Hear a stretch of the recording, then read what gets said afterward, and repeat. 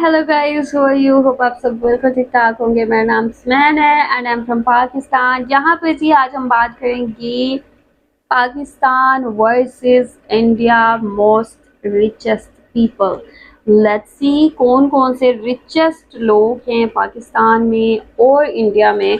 Well India में तो यार काफ़ी सारे रिचेस्ट हैं, पाकिस्तान में भी हैं कुछ रिचेस्ट, बट वो कैसे रिचेस्ट हैं वो मैं आपसे बाद में बात करूँगी।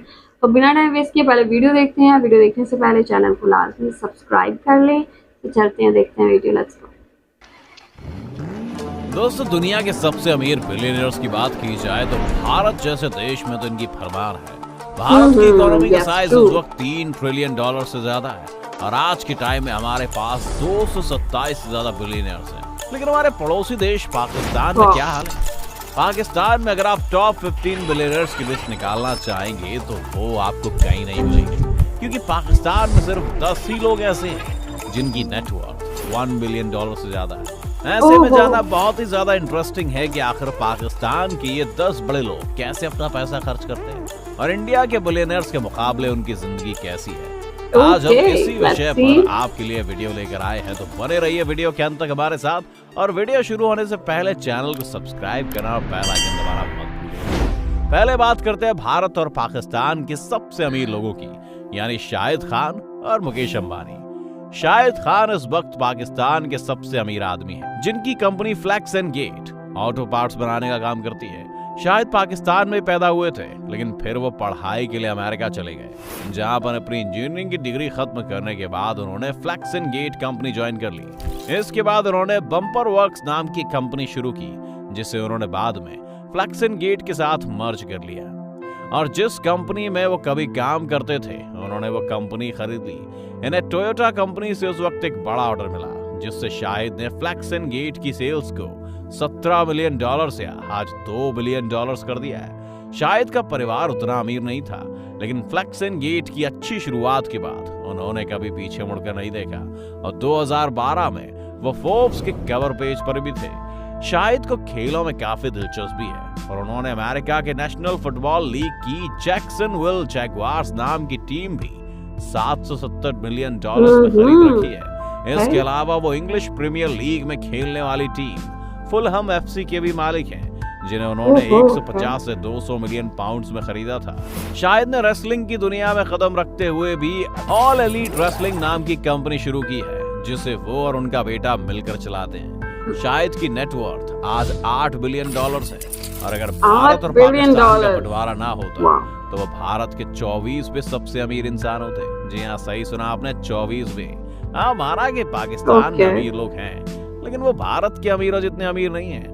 अब अगर आप भारत के सबसे अमीर इंसान मुकेश अंबानी को शाहिद खान से कंपेयर करने जाएंगे तो मुकेश अंबानी की कुल संपत्ति $100 बिलियन से ज्यादा है। शाहिद खान के लिए उनकी संपत्ति में 10 से 12 बिलियन का जुड़ना उन्हें दोगुना अमीर बना देगा। वहीं अंबानी का शायद इन पैसों से फर्क भी नहीं पड़ता हो। मुकेश अंबानी की रिलायंस का कुल मार्केट कैप इस वक्त $225 बिलियन के करीब है, जबकि इस साल अनुमान है कि पूरे पाकिस्तान की GDP शायद $280 बिलियन की रहे। तो आप खुद ही देख सकते हैं कि पाकिस्तानी बिलियनर्स कितने ही अमीर हो सकते हैं अगर उनका पूरा देश हमसे इतना पीछे है तो। खैर, अगर कार कलेक्शंस की बात की जाए तो शाहिद को भी कार्स का काफी शौक है। उनके पास 1 करोड़ की एस्टन मार्टिन, 11 करोड़ की पगानी हुआयरा और 33 करोड़ की लैम्बोर्गिनी वेनोनो है, जिसके साथ साथ उनके पास एक लेयरजेट और बम्बार्डियर भी है। अगर वहीं अंबानी की कार्स को देखा जाए तो उनके पास 168 कार्स हैं, जिन्हें एक जगह रखने के लिए ही पूरे 6 फ्लोर का कॉम्प्लेक्स बनाया गया। अब इतनी कार्स होने आपको ये तो मान ही लेना चाहिए कि जो भी कार शाहिद के पास है वो अंबानी के पास भी होंगी, और अगर नहीं है तो इसका मतलब है कि उन्हें वो कार पसंद नहीं है, वरना पैसे की कमी तो मुकेश अंबानी के पास बिल्कुल भी नहीं है। मुकेश अंबानी को फ्लाइट्स में फर्स्ट क्लास में बैठना पसंद नहीं है, शायद उन्हें उसमें बैठकर गरीब महसूस होता होगा।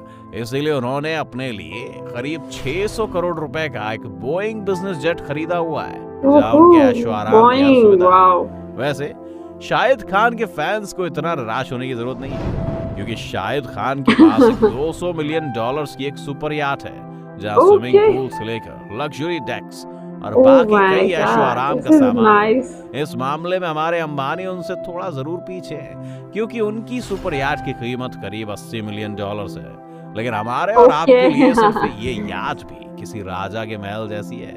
शाहिद खान जहां पाकिस्तान में सबसे अमीर आदमी है, वहीं मुकेश अंबानी पूरे एशिया के सबसे अमीर आदमी हैं, जिसमें रूस, चीन This और is true. जापान जैसे Wow. इकोनॉमिक पावर हाउस भी शामिल हैं।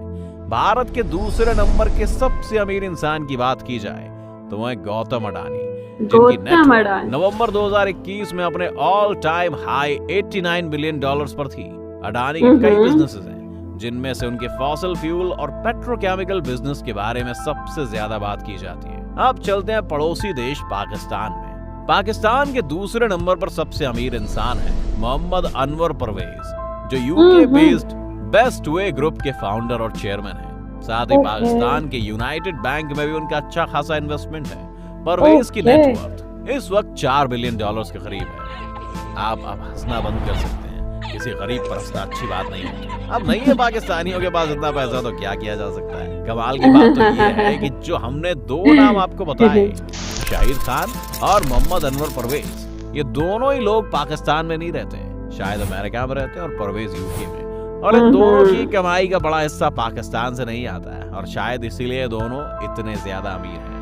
पाकिस्तान की इकोनॉमिक हालत हमेशा से खराब रही, और अब नई खबरों की माने तो पाकिस्तान में इन्फ्लेशन बढ़ता ही जा रहा है, यानी उनकी करेंसी की वैल्यू मार्केट में कमी होती जा रही है, और उनके यहाँ चीजें दिन प्रतिदिन महंगी हो रही हैं। पाकिस्तान की इकोनॉमी के खराब होने का कारण इकोनॉमिक कम और पॉलिटिकल ज्यादा है। पाकिस्तान में भ्रष्टाचार इस कदर घुसा हुआ है कि पाकिस्तान के ज्यादातर अमीर लोग सरकार और सरकारी विभागों से संबंध रखने वाले ही लोग हैं। पनामा पेपर्स के लीक होने के बाद तो खुद पाकिस्तान के उस वक्त के प्रधानमंत्री नवाज शरीफ का नाम भ्रष्टाचार, विदेशों में गैर कानूनी संपत्ति रखने और टैक्स की चोरी में सामने आया था, जिसके बाद उन्हें इस्तीफा देना पड़ा और उन पर मुकदमा भी चला। पाकिस्तान में भ्रष्टाचार का आलम यूं है कि जो 10 बिलियनियर्स पाकिस्तान में थे, उनमें से खुद एक नवाज शरीफ हैं। हालांकि वो एक बिजनेस फैमिली से ताल्लुक रखते हैं, लेकिन पनामा के लीक के बाद सबको आखिर पता चले गया था कि वो कितने पानी में हैं। इसके अलावा इसी साल लीक हुए पेंडोरा पेपर्स में फिर से पाकिस्तान की पोल खुली, जिसमें इमरान खान सरकार के कई मंत्रियों का नाम फिर से इस लीक में सामने आया। उनकी सरकार के आधे से ज्यादा मंत्रियों ने बाकी देशों में न सिर्फ बड़ी बड़ी प्रॉपर्टीज खरीदी हुई हैं, बल्कि उनके पास वहां का ग्रीन कार्ड भी है, और ये पाकिस्तान में हमेशा से एक बड़ी समस्या रही है। पाकिस्तान में ट्रेंड है कि सरकार का हिस्सा रहते वक्त लोग खूब भ्रष्टाचार करते हैं, बाहर के देशों में प्रॉपर्टीज बनाते हैं, और फिर जब उन्हें लगता है कि उनका काम अब पूरा हो गया है, किसी भी तरह की जांच से बचने के लिए पाकिस्तान से भागकर इंडिया और यूएस जैसे देशों में रिटायरमेंट की जिंदगी जीने पहुंच जाते हैं। हाल ही में इमरान खान की पार्टी पीटीआई के कैंडिडेट की फाइनेंशियल रिपोर्ट से पता चला कि अपने पास $3.2 बिलियन की प्रॉपर्टी होने के बावजूद भी उन्होंने साल में सिर्फ $3,000 टैक्स भरा है। इन सब कारणों की वजह से पाकिस्तान का कुल कर्ज $44 ट्रिलियन से ज्यादा का हो गया है, और IMF और वर्ल्ड बैंक जैसी संस्थाएं अब पाकिस्तान को लोन देने से कतरा रही हैं। सभी को लोन देने वाला चीन भी धीरे धीरे पाकिस्तान से अपने हाथ खींच रहा है, और अभी हाल की खबरों में सामने आया था। ओके जी, वीडियो आप लोगों ने देखी है।